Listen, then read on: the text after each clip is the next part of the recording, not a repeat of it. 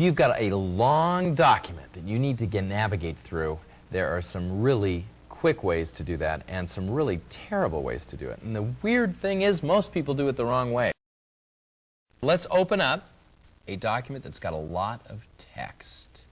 Like here's a document that discusses using Word. And it's got a bunch of little teeny tiny text in it. And what happens is this document fills up completely this screen, but then there's more down below.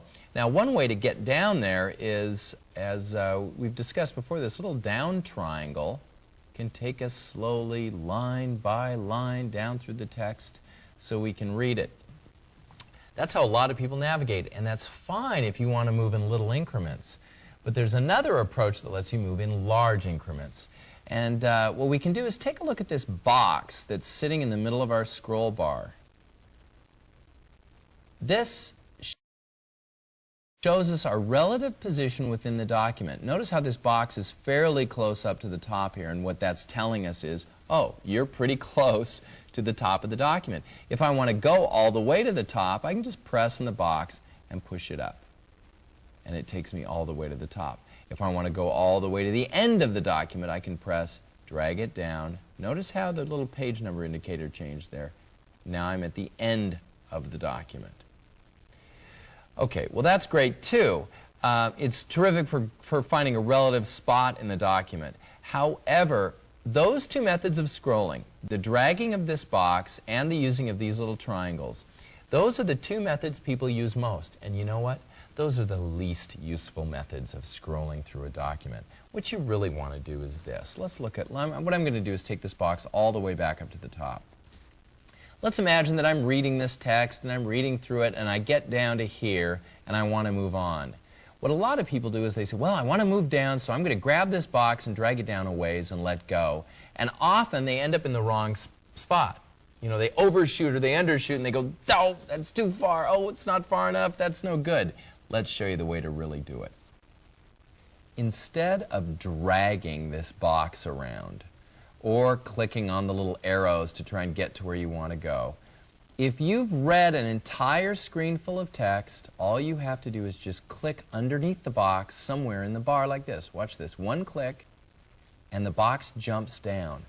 Now, it jumps down a very specific amount of space. It's one entire screen full.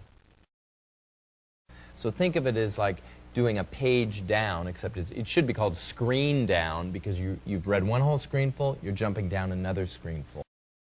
If I then have read this screen and click again, I jump down another screen full.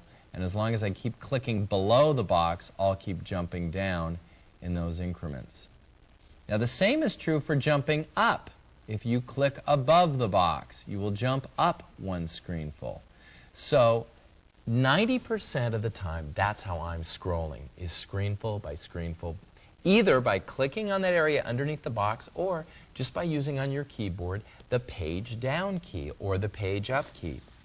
If I hit the page down key, it does the same thing as clicking with the mouse in the scroll bar. And here I am doing page up. This is a very quick way to navigate through large amounts of text while still being able to read it all. There are all kinds of different ways of looking at the documents you create in Word. The three most popular ones, or most common views that you're going to be using are these. First of all is plain old normal view. And what Word assumes at this point is that you're mostly interested in seeing the text and where it breaks. And we can see where the page breaks, and we can see the text really well. It's as if Word says to itself, okay, you've got an 8.5 by 11-inch sheet of paper, or sheets of paper, and you've established some kind of margins on them. What I'm going to do is ignore the paper, ignore the margins, and just show you the text and how it flows. Now, there will be lots of times where you'll say,